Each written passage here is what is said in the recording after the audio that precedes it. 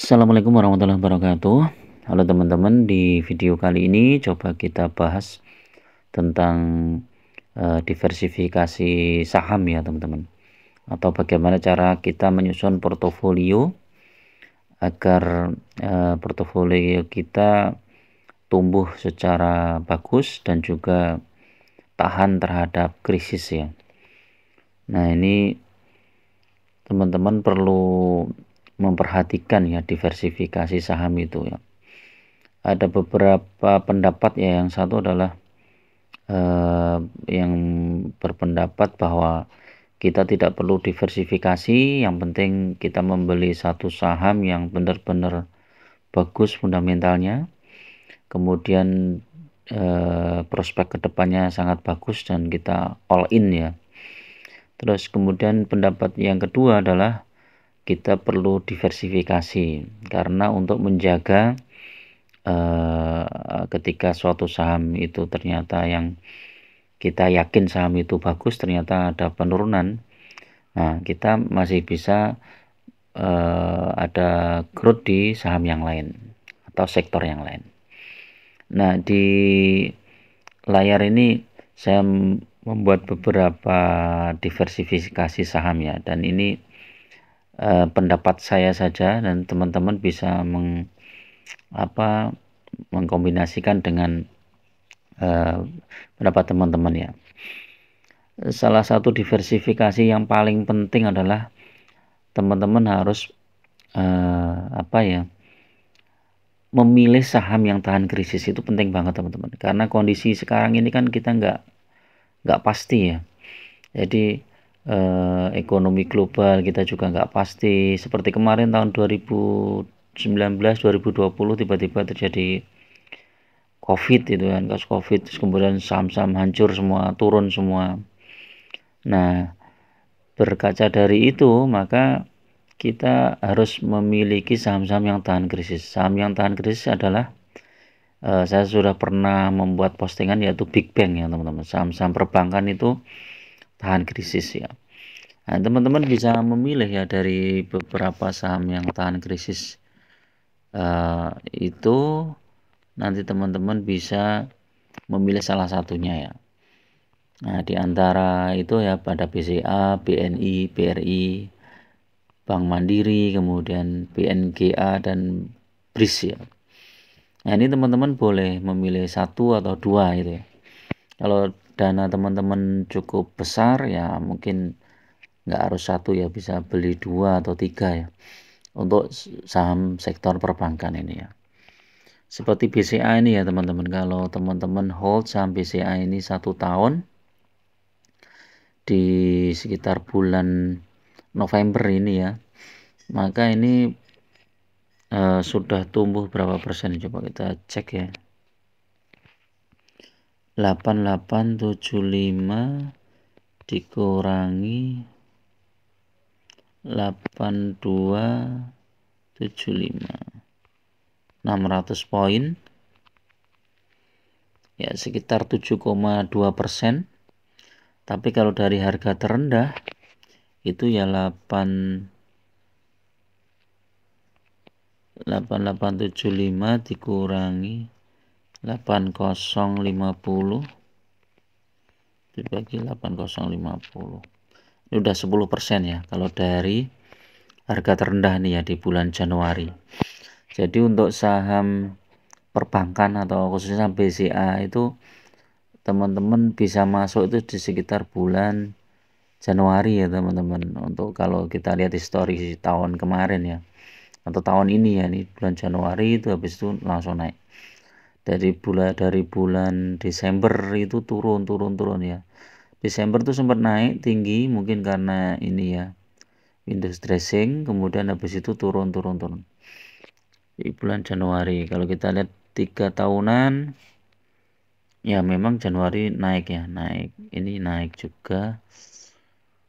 Nah, ini sempat naik juga Januari, setelah itu turun ya. Ini 2020 ya, ini karena 2020 ini kan pas krisis ya.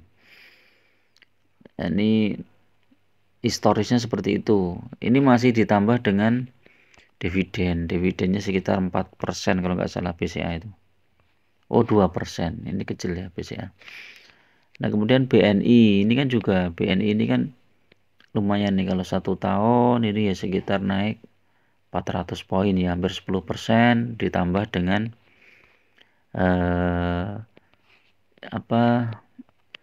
tambah dengan dividen sekitar 4%. BRI ini juga menarik 1 tahun. Nah ini lumayan ini BRI, hampir berapa ini, 5.025, 700 ya, hampir 10% juga, tambah dividen sekitar 5%, ya 5,7, ini dividennya cukup besar. Bank Mandiri, nah ini juga lumayan.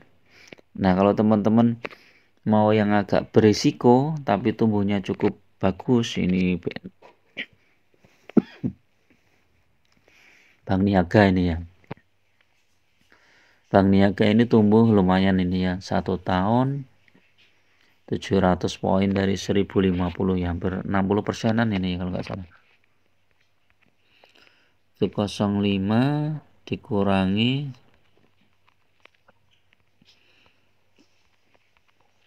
ya 62% ya, masih ditambah dengan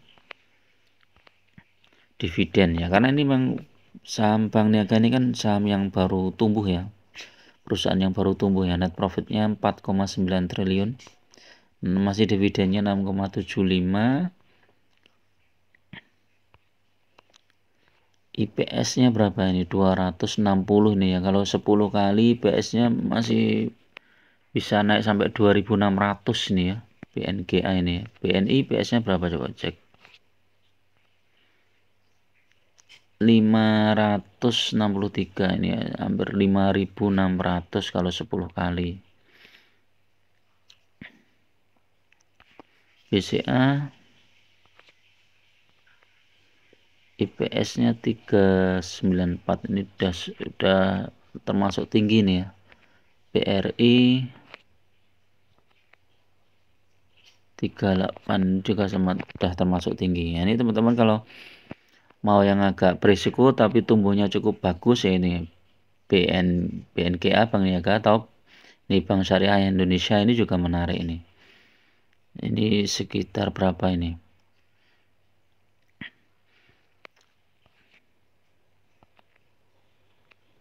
IPS-nya 121, ini udah cukup tinggi juga ya. Nah ini salah satu saham perbankan. Kemudian sektor berikutnya adalah resources nih teman-teman. Nah teman-teman bisa milih ini resources ini, nah, misalnya batu bara, kemudian nikel misalnya, atau pegas itu kan, PTBA, batu bara juga. Nah ini salah satu teman-teman, atau salah dua bisa milih. Kalau saran saya pilih yang dividennya cukup besar ya, seperti Adaro, TMG, PTBA, atau BSSR, ini lumayan ya. Kemudian sektor berikutnya ini saham konsumer. Konsumer ini teman-teman bisa AC Hardware, kemudian kalau rokok ini kan kurang bagus ya, agak turun ya. Ya ini Mior atau Mayora, ini bagus. Indofood ini juga lumayan nih ya, 1 tahun tumbuh berapa? Oh tapi kecil nih Indofood tumbuhnya. Atau WIM ya, WIM juga lumayan, tumbuhnya lumayan ini WIM. Cuman harganya udah terlalu tinggi juga nih WIM. Nah ini udah terlalu tinggi nih WIM. Kecuali IPS-nya naik. IPS-nya itu berapa? 280, harusnya kalau kali 10 udah 2800. Nah kalau IPS-nya tahun depan itu dia bisa tembus 400 ya. 400 ya, berarti ini bisa sampai 4000 ya. Ini tapi udah terlalu tinggi. Nah itu ya teman-teman. Kemudian kalau sektor yang lain ya, yang lain itu teman-teman boleh milih dari sektor misalnya properti ya. Tapi kalau saya properti itu kurang begitu suka ya, karena memang nggak terlalu fokus di situ ya. Jadi properti itu juga lumayan teman-teman. Kayak Asri ini tumbuh nggak berapa ini ya? Asri balik lagi, BSDE mungkin ya. BSDE ini tumbuh, Citra, oh ini tumbuh juga. Nah ini teman-teman pilih yang sahamnya tumbuh teman-teman, jangan yang sahamnya stagnan ya. Wah, Pakuan kurang bagus nih. Jadi itu ya, ini Agung Podomoro turun enggak coba. Wah, balik lagi. Jadi itu ya teman-teman, beberapa sektor yang mungkin perlu teman-teman perhatikan dan disesuaikan dengan kebutuhan dari teman-teman. Nanti tinggal memilih strateginya, mau pakai dividen investing atau pakai strategi menabung saham ya, sehingga ketika suatu saham yang kita incar itu turun ya kita beli ya, nambah lotnya ya. Seperti ini Adaro ini kan turun ya, nah saat turun seperti ini ya kita nambah lot. Kemudian BCA juga ini kan turun ya, walaupun sudah sempat naik lagi ya, terendah di 8.600. Nah ini best price nya di 8.600 atau di 8,5 ya. Nah BCA ini masih belum menyentuh, pernah gap up ya yang di 8.500 itu. Harusnya dia akan turun di situ ya, tapi ternyata susah turun ya.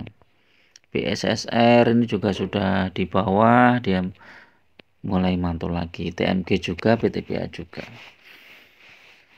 Kalau saham kita, portofolio kita itu beberapa sektor itu kita lebih tenang teman-teman. Jadi ketika sektor yang satu naik kemudian ternyata sektor yang lain turun, itu secara psikologis itu mempengaruhi kita ya. Ketika kita lihat portofolio nggak merah semua itu kan, ada yang hijau, yang kan lebih tenang, lebih santai. Oke, itu dulu teman-teman, mudah-mudahan bermanfaat. Tetap gunakan money management yang ketat ya, karena investasi saham itu sangat berisiko, masuk secara bertahap di beberapa titik, jangan all in di satu titik ya. Walaupun kita mengincar suatu saham dah yakin ini harga di bawah, lebih baik kita tetap masuk secara bertahap. Oke, itu dulu. Assalamualaikum warahmatullahi wabarakatuh.